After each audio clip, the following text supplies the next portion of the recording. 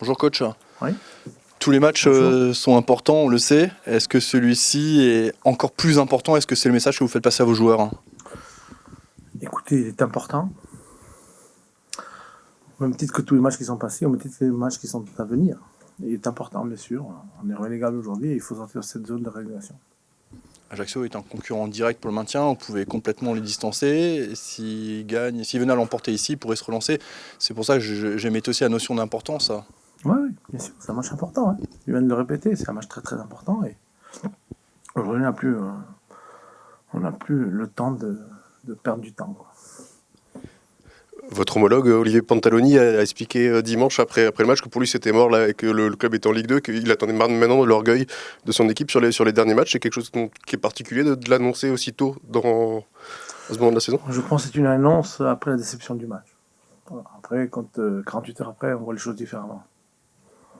Mais du coup, ça changera votre approche Non, bien sûr. Nous, il faut qu'on fasse un bon match. Et il faut qu'on soit concentré sur le jeu. Après, tout ce qui est autour, ce qui est important, je l'ai dit en arrivant ici, ce qui est important, c'est le terrain. Et il faut être concentré sur le jeu, point. Le match contre Ajaccio à l'aller était... vous étiez encore loin de Strasbourg, mais c'était... Très loin. Très loin. Plus proche d'Ajaccio que de Strasbourg. Oui, en plus. Mais, en tant géographiquement. En tant qu'observateur, qu'est-ce que vous avez retenu de ce match? Enfin, est-ce que vous l'avez vu? Je ne l'ai pas vu le match, mais quand on est passionné, on regarde les résultats et je voyais Strasbourg gagner 2-0. Je me dis, ça y est, Strasbourg, ils sont partis, ils vont enfin décoller.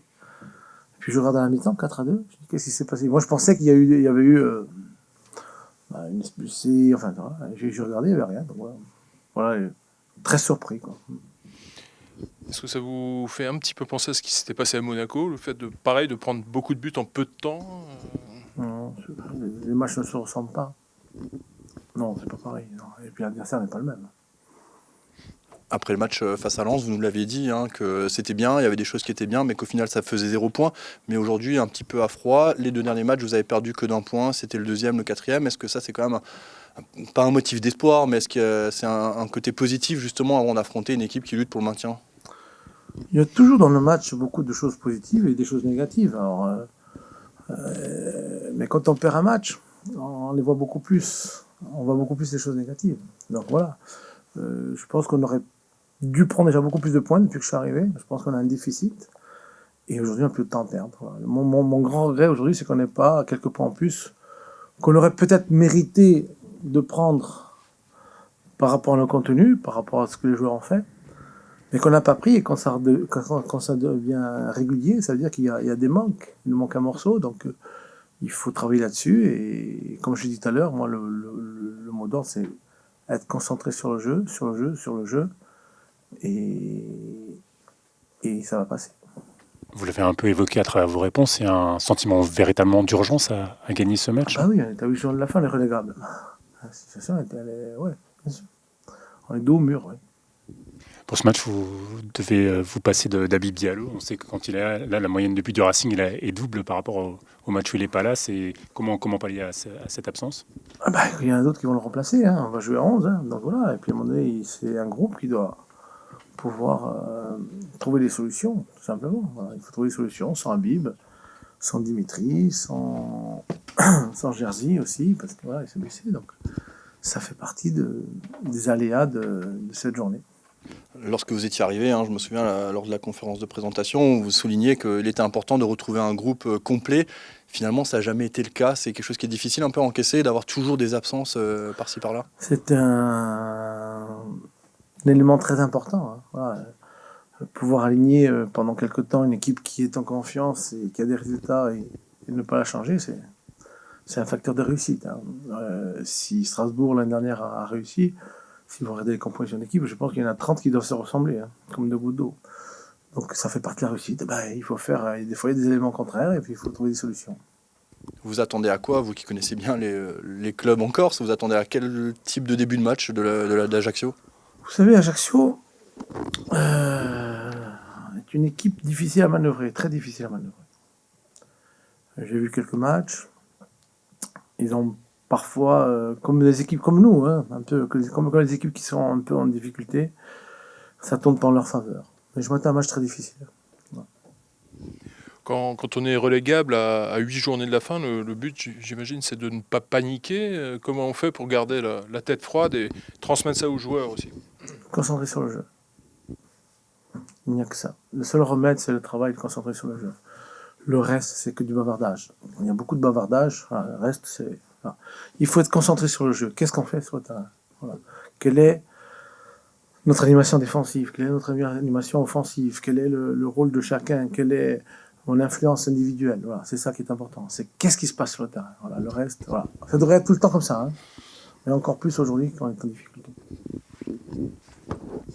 Vous avez dans ce groupe quelques garçons qui étaient là il y a 2 saisons, qui s'étaient aussi déjà battus pour le maintien, même s'ils étaient un petit peu au-dessus au niveau du classement, qui avait moins de descente. Dans ce groupe-là, il y a Alexandre Djikou qui avait aussi connu ça à Bastia, qui a connu ça à Caen dans sa carrière. De s'appuyer sur un garçon comme lui, ça peut être important aussi pour vous? Bah, c'est un exemple, hein. Il est exemplaire, hein.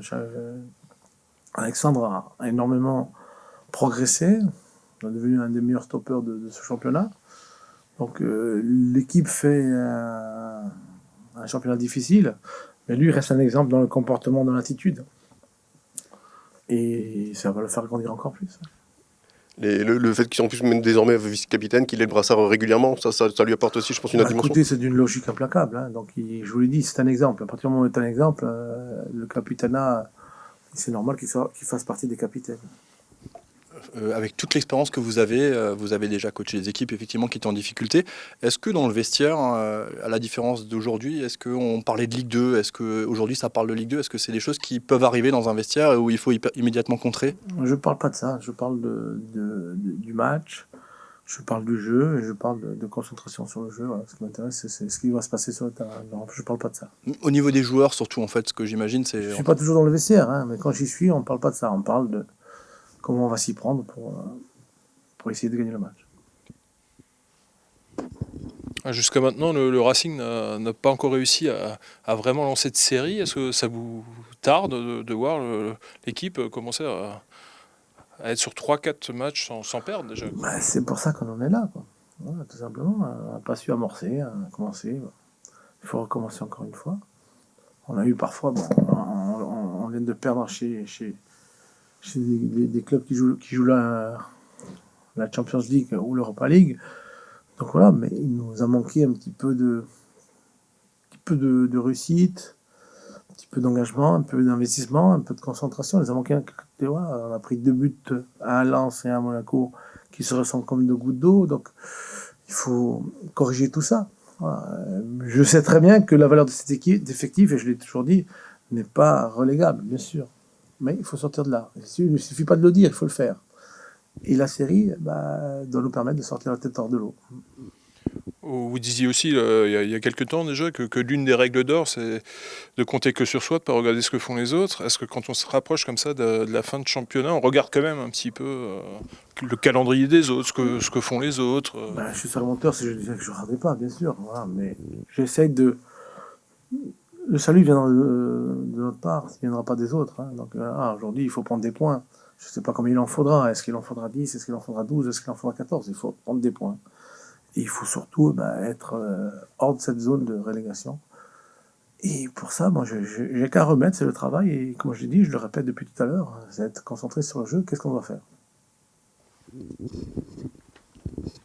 Est-ce que le fait d'avoir entraîné Bastia, d'affronter Ajaccio, ça représente quelque chose de particulier pour vous, même si c'est pas avec un club corse, ou alors pas du tout après tant d'années, il n'y a vraiment rien de particulier le fait de jouer contre Ajaccio, on est dans Corse?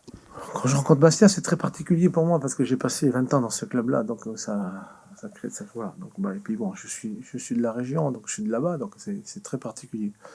Moi, quand Ajaccio est monté l'année dernière, j'étais très content parce que c'était un club de la région et j'ai joué avec Olivier Pantaloni et j'étais très content pour sa réussite, voilà, tout simplement.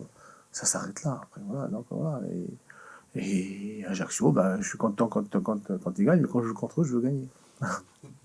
C'est rare quand même un duel entre 2 entraîneurs de la même région, quoi. Il y a beaucoup d'entraîneurs corses, hein. Je sais pas, il y a beaucoup. Ouais, pourquoi, je sais pas, mais il faudra faire peut-être une enquête, je sais pas. Vous n'avez jamais réfléchi à ça? J'ai réfléchi un petit peu, je pense qu'on a beaucoup de tempérament, voilà, et ça compte dans ce métier-là. Voilà, puis après on a une terre de football, donc voilà, on n'est pas nombreux, mais voilà. Voilà, après, peut-être que des gens plus compétents que moi pourront nous apporter plus de réponses, mais j'en sais rien, franchement. Ce type de comparaison, il n'y a quasiment pas eu d'entraîneur alsacien depuis très longtemps, à part Arsène Wenger. Vous avez eu le meilleur. Le meilleur. Oh bah oui, bah si. Il est dans les 3 au moins, non? C'est sûr, hein. Depuis que le football français existe, non? Ouais. On va le mettre là-haut, non? Juste un petit mot, vous en parliez brièvement tout à l'heure, les forfaits, les joueurs forfaits, ceux qui sont... Bah, je vous ai dit, le groupe, tout le monde est disponible, sauf Niamzi qui s'est fait l'entorse cette semaine, Lénard qui se soigne, qui n'est pas très loin de revenir, mais qui est un peu trop frais, et Habib qui s'est suspendu. Et ceux- De qui? Il faut voir comment ça évolue. C'est une entorse de la cheville, il faut voir comment ça évolue. J'espère le plus vite possible, mais je ne peux pas donner de délai. Et ceux qui ont été un peu ménagés cette semaine, un peu Oui, on a eu une malades. semaine perturbée, il y a eu 3 gastro, bon, ça fait partie des aléas. Donc voilà. Non, mais tout le monde est opérationnel aujourd'hui. Merci. Merci. Salut. Le coach nous disait que c'était un match important au même titre que tous les autres. Concrètement, est-ce que ce match n'est pas plus important que tous les autres, justement? Pour ma part, je pense qu'ils seront tous importants. C'est vrai, après, voilà, faut commencer par le premier, ce week-end contre Ajaccio. Un concurrent direct, donc forcément, il aura un enjeu très important pour nous, surtout au niveau du classement et des points à prendre. Donc, on sait que c'est un mini-tournant pour nous. C'est ce week-end qu'il faut gagner. On n'a pas droit à l'erreur. On a déjà utilisé notre joker contre Brest à domicile, donc on n'a plus le droit à l'erreur. Vous avez rencontré successivement Monaco et Lens après un succès face à Auxerre. Est-ce que c'était frustrant finalement de jouer 2 très gros de ce championnat et pas avoir l'opportunité d'enchaîner sur des équipes qui sur le papier sont à votre portée? Ouais, un petit peu frustrant pour la confiance. On sait qu'il nous faut une série. Malheureusement, on n'arrive pas à la commencer. On va la commencer ce week-end, j'espère. Parce qu'il nous faudra une série pour sortir de ce maintien. Maintenant, après, le calendrier, c'est pas nous qui le faisons. On prend les matchs les uns après les autres. On a eu l'opportunité auparavant. On n'a pas réussi à faire des séries, mais il va falloir commencer à en faire une. Et mentalement, dans quel état d'esprit vous êtes dans le vestiaire aujourd'hui? Non, mentalement, c'est sûr que c'est compliqué au vu de la situation. Après, l'état d'esprit est bon. Pour moi, c'est le plus important à l'heure d'aujourd'hui. Parce que voilà, il faudra que tout le monde soit à 100%. Je pense que tout le monde est conscient. Tout le monde est conscient de l'objectif à atteindre, qui est le maintien. Donc voilà, il va falloir se surpasser. Et ça, dès dimanche. Bonjour, on se souvient qu'au match aller, en novembre, ça s'était très mal passé à Ajaccio. Il y a eu 4 buts en 15 minutes, ça avait chauffé dans les vestiaires, ça avait un peu chauffé avec le public. Qu'est-ce que tu gardes de ce match-là et est-ce qu'il y a un esprit de revanche par rapport à ça? Bon, on va pas garder grand-chose de ce match-là, à part peut-être les 15 premières minutes. Voilà, on sait qu'on a fait un faux pas. Les erreurs, ça arrive. Maintenant, il va falloir plus les reproduire. On est 4-5 mois après. Voilà, je pense qu'on a appris de cette erreur. Parce que voilà, c'était un match sans rien. On n'a rien mis dedans. Alors que les autres matchs, depuis ce match, je trouve que c'est quand même été cohérent, même si on n'a pas de résultat au bout. Mais voilà, il va falloir jouer notre jeu, tout simplement. Voilà, être constant dans la durée, parce que ce qui nous fait défaut en ce moment, c'est l'inconstance dans les matchs. On arrive à tenir peut-être 30 minutes par-ci. On a un petit trou d'air de 10 minutes où là on prend des buts et après on repart de l'avant. Il va falloir être constant tout au long du match pour pouvoir avoir le résultat qu'on veut. Là, c'est même l'occasion de mettre quasiment hors course un des rivaux directs au maintien, quoi, en cas de victoire. Ouais, exactement, mais au-delà de ça, c'est vraiment le nombre de points parce qu'on sait qu'il va falloir beaucoup de points pour se maintenir et il ne reste plus beaucoup de matchs. Donc comptablement, ce sera très important de prendre des points. Après, que ce soit Ajaccio ou une autre équipe, ça sera le même discours. Dans ta carrière, que ce soit ici il y a 2 ans ou à Bastia et à Caen, tu as connu des saisons où il fallu se battre jusqu'à la fin pour le maintien. Des fois, c'est pas passé. Ici, c'était passé il y a 2 ans. Qu'est-ce que tu gardes comme expérience de ça, de ce vécu? Est-ce que tu peux l'utiliser actuellement? Ouais, exactement. Bon, c'est que quand on joue le maintien, le championnat est très long, la course est très longue. Alors on sait qu'on va pas gagner 3-4 matchs d'affilée. Il y aura des hauts et des bas, mais il faut rester soudés, il faut rester tous ensemble. C'est le plus important, garder une bonne solidarité, garder le bon état d'esprit, ne jamais rien lâcher quoi qu'il se passe dans un match, même si tu prends des buts, parce que tout va compter. Et on sait que encore plus cette année où il y a 4 descentes, donc c'est encore plus compliqué. Mais en tout cas, le plus important, je pense, c'est d'avoir pris conscience assez rapidement dans le championnat. Même si les derniers résultats n'ont pas été convaincant au niveau du résultat, parce que moi, il y a le résultat, mais également le jeu, ce qu'on produit. Je trouve que c'était très, très cohérent dans ce qu'on a produit. Après, il y a un manque d'efficacité, que ce soit devant et derrière. Comme je l'ai dit, voilà, on a quelques trous d'air dans les matchs, et malheureusement, on encaisse trop de buts. Et donc, c'est à nous de se porter garant de ça. Moi, le premier, comme je suis en tant que défenseur, et de travailler pour essayer d'obtenir plus de clean sheet. Que ce soit avec Bastia ou avec Caen, vous aviez été souvent quand même très à la traîne dans le championnat, mais ça jouait 1 ou 2 points à la fin. C'était quand même plus compliqué d'être toujours dans la zone rouge, de ne pas réussir à en sortir. Ouais, Bastia, j'ai fait 6 ans, j'ai fait 4 ans en tant que professionnel. Les 3 premières saisons, même si la première jouait un petit peu moins, on terminait 10e, 12e, 10e, 12e. Après les 2 dernières saisons, c'était un peu plus compliqué. Mais c'est normal, voilà, c'est pas, on sait que c'est des clubs avec pas un fort budget, donc forcément, la priorité c'est le maintien. Forcément, quand je maintiens, avec Strasbourg, c'est la 4e année. Les 3 premières années sont passées très très bien. La 4e année, on espère qu'elle va bien se passer. On essaie de pérenniser les clubs, mais forcément, c'est plus compliqué avec moins de budget. Donc, il faut se battre jusqu'au bout, avec les moyens qu'on a. Mais en tout cas, je trouve qu'il n'y a rien à dire sur l'effectif, sur la qualité, parce que là, on a des bons joueurs. On est tous conscients que l'effectif est très très bon et qu'à l'heure d'aujourd'hui, on ne doit pas être là. Malheureusement, on y est. Donc, il faut traverser ça.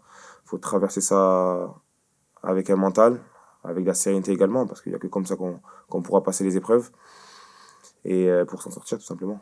Ça t'a forgé, toi, en tant que joueur? Oui, forcément, ça forge le mental, que ce soit les blessures, que ce soit les descentes. Forcément, c'est des choses qui forgent et qu'il faut se servir pour la suite. Pourquoi pas pour apporter cette expérience à d'autres joueurs qui ne l'ont pas forcément vécu. Mais on le sait, hein, on sait que quand un club descend, voilà, c'est tout le monde qui perd, les salariés, le club, les joueurs. Donc voilà, on sait très bien que c'est une chose que quand on vit ça une fois, ben, on veut pas revivre. Et forcément, j'ai pas envie de laisser Strasbourg en Ligue 2. Par rapport à il y a 2 saisons ici, désormais tu portes le brassard quand Dimitri n'est pas là. Ça change quelque chose pour toi aussi dans entre guillemets, la mission que tu peux te fixer sur cette fin de saison? Oui et non, après la mission, moi vraiment, je suis arrivé ici, le club était en Ligue 1. Voilà, la moindre des choses, même si je connais pas encore mon avenir, ça sera de le laisser en Ligue 1. Donc voilà, chaque année, j'essaie de faire le maximum pour que le club se pérennise. Après, le brassard capitaine, non, ça change pas grand-chose. C'est quelque chose que j'ai travaillé au fur de ma carrière. Voilà, d'être un meneur d'hommes. Après, ça se voyait plus sur le terrain qu'en dehors. J'essaie de le faire depuis quelques années en dehors du terrain pour essayer d'apporter toute mon espérance à mon équipe. Alex, tu soulignais quelque chose, tu parlais de ton avenir et du fait que tu ne saches pas de quoi il allait être fait. Je posais la même question la semaine dernière à Morgan Sanson, qui est actuellement en prêt ici à Strasbourg. Finalement, quand les joueurs sont en prêt ou en fin de contrat, ça ne veut pas dire qu'ils sont moins impliqués. C'est la preuve aussi avec toi, où tu es toujours à 200% avec Strasbourg. Oui, forcément, c'est ma personnalité, c'est comment je suis. Je ne peux pas me permettre de faire les choses à moitié. Voilà, après, moi, je suis quelqu'un qui croit beaucoup au destin. Donc, de toute façon, se donner à fond, pour moi, c'est la moindre des choses pour le club, pour ce qu'on te donne, pour la confiance qu'ils m'ont fait le président et tout le staff. Donc, c'est normal. Pour moi, c'est tout à fait quelque chose de normal. Après, voilà, c'est vrai qu'on a connu peut-être des équipes ou des joueurs auparavant qui ne le faisaient pas. Moi, en tout cas, moi, c'est pas du tout comment je suis. L'une des premières choses que le coach nous avait dites quand il était arrivé, c'est que bon, il avait un esprit de revanche lui par rapport à la descente l'an dernier avec Metz. C'est la première fois de sa carrière qu'il descendait. Est-ce qu'il vous transmet cette espèce de rage ou de revanche ou de haine de la descente? Oui, forcément. En tout cas, il nous l'a dit, voilà, qu'il était très revanchard. Après, je pense que chacun doit puiser en soi pour avoir le bon état d'esprit, pour avoir cette rage de se maintenir.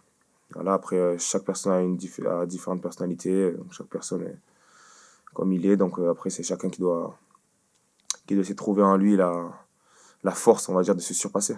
Et toi, tu sens que tout le monde est bien concerné, concentré sur cet objectif? Ouais, exactement. Tout le monde est concerné parce que malheureusement, j'aime pas me comparer, mais des fois, on peut se comparer à des équipes qui sont derrière nous. Et on voit que voilà, il y a peut-être des équipes qui ont lâché. Nous, on voit que chaque match, malheureusement, ça se joue à un but. Ça se joue, on revient toujours. On a cette force de caractère pour revenir. Malheureusement, c'est pas assez à l'heure d'aujourd'hui. Voilà, donc on sait très bien qu'il faut en faire plus. Ça passera par le travail, forcément. Mais en tout cas, pour moi, à l'heure d'aujourd'hui, on a les cartes à main. Et en tout cas, le maintien ne tiendra qu'à nous.